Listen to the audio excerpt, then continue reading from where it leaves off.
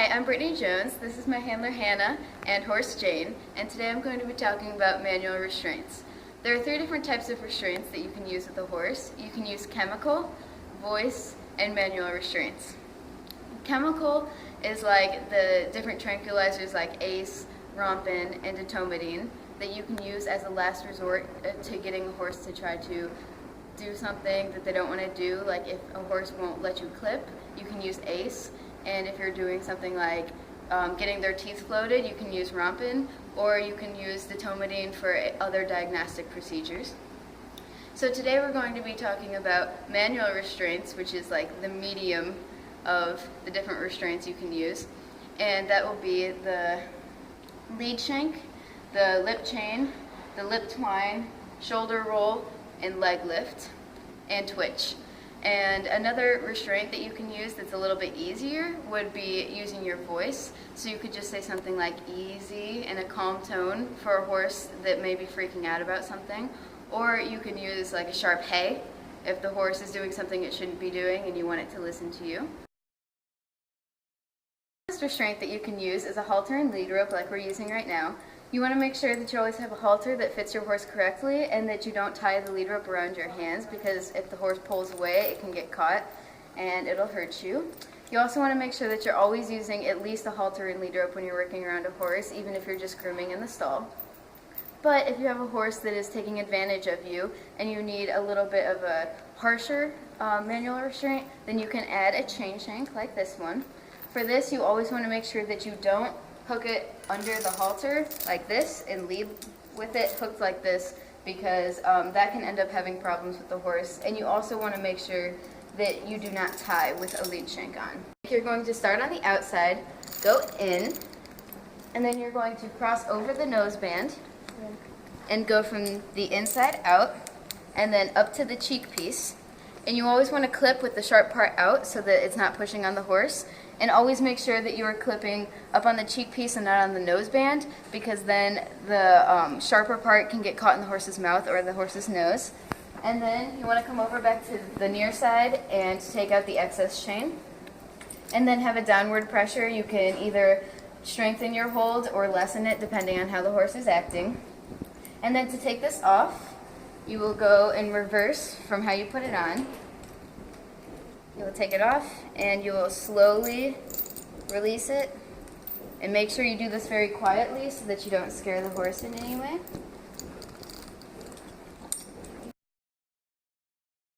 Step up from the chain shank is the lip chain, and so for this you're actually going to go from outside in just like the chain shank, but you are not going to go over the noseband.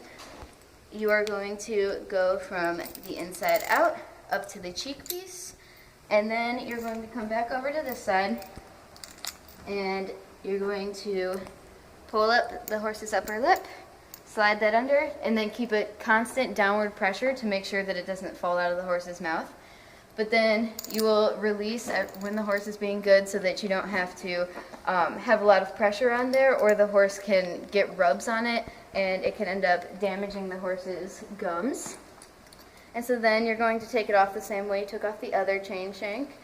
You're just going to go from there and slowly and quietly take this out. And then you also want to make sure that you never lead with a lip chain on, or that can also damage the horse. The restraint you can use is the lip twine.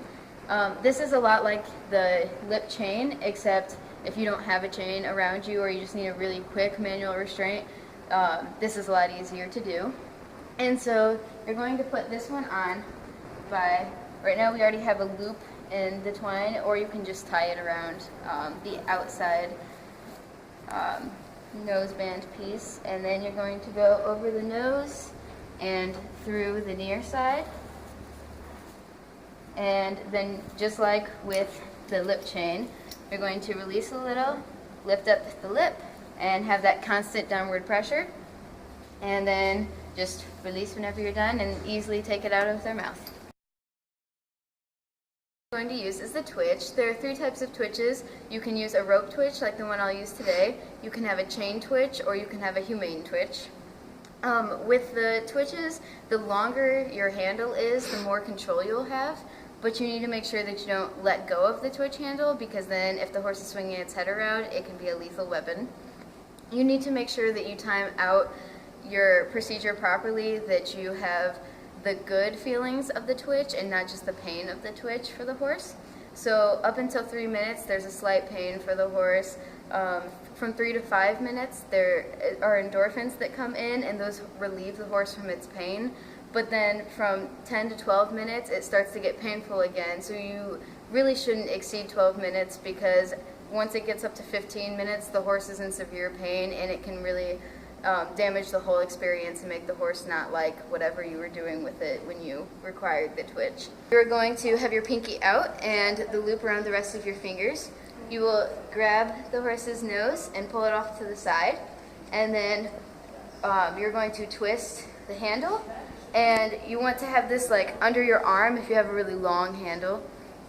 And then once it's tight enough that it's not going to come off, then you can slowly release it, and this way the horse doesn't have all that pain for as long. And then you want to rub the nose and get that circulation coming back into the nose.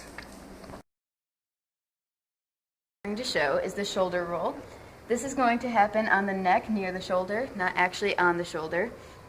And whenever you're doing this, you're only going to be able to do it for a short amount of time, because it's really hard on the human's hand. So you'll want to use this just when you need a quick restraint, and it's really mild, it's not severe at all, and it's an easy one to do, especially if you don't have any aids around that you can use.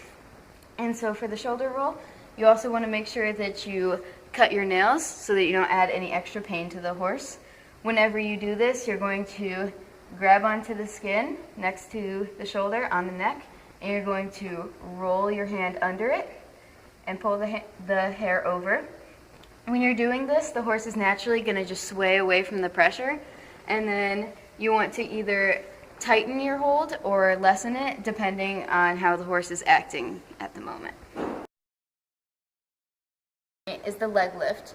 You'll use this whenever you are clipping a horse and they're not letting you get their legs, or when you need the horse to stand still because it's been like moving around too much for what you need to do. This one's really easy because you don't need any extra aids with you.